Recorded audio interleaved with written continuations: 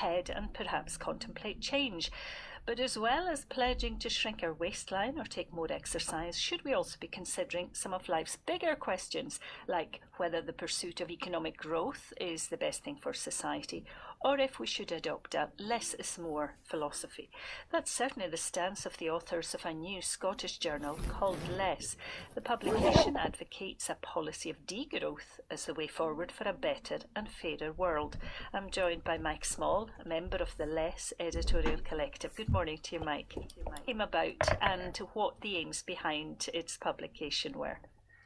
Well, Less is a brand new journal of degrowth in Scotland, and degrowth is the idea that we need to systematically degrow the economy.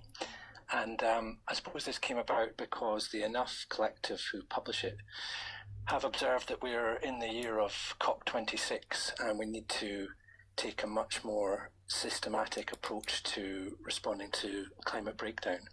And at the heart of the climate crisis is the way that we run our economy. So degrowth is a new and emerging idea to respond to that. And the first edition is already out. It came out in November. What's been the response to it? It's been great. It's sold out the print issue and we're publishing online as well. I think many people are feeling that the need for more fundamental changes before us and that we're at a pivotal time in our history. And I think that the coronavirus has kind of exacerbated and laid bare many of the problems we have in our society and in our ecology.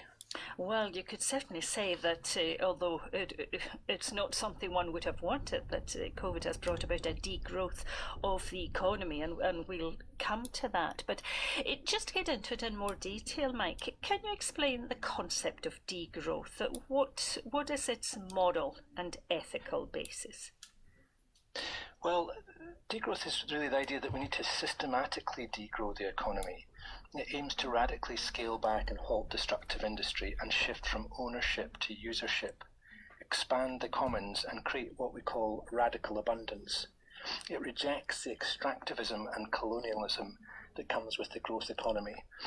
And it really observes that what we're experiencing is omnicide, which is the killing of everything.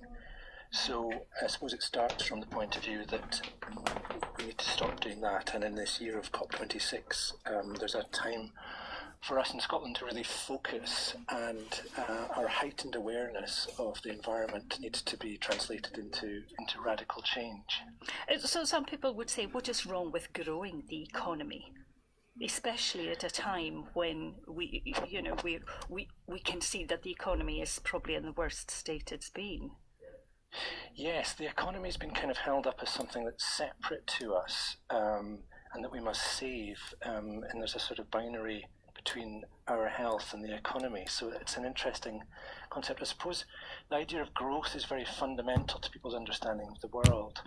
And I think people think that growth is good as itself. So we see that our children grow and plants grow, but our children don't grow through the roof of our house.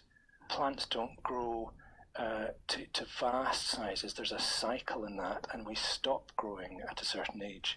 So what we're really against is endless, perpetual growth, which is out of control and destroying the planet.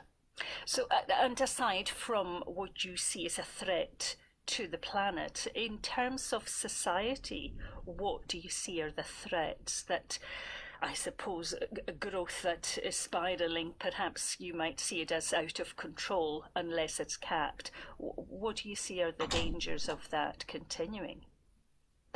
Well, I think the idea of perpetual endless growth is used as a metric almost everywhere and as an unquestionable good.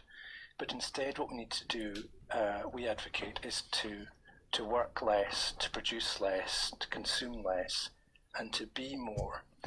And we have seen sort of glimpses of those issues through the virus experience. So people are beginning to challenge what their work-life balance is.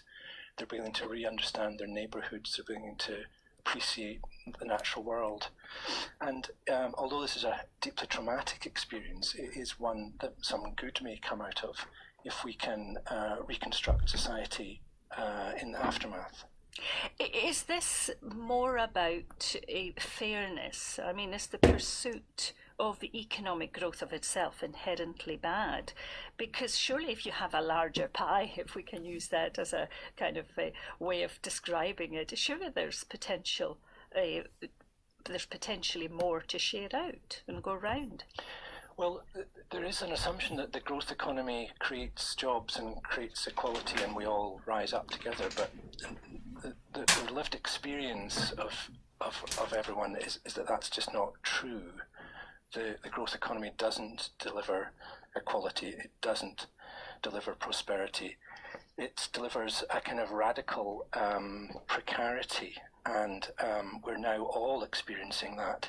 So the whole world is destabilised by the growth economy. Give me some practical examples of degrowth projects in Scotland.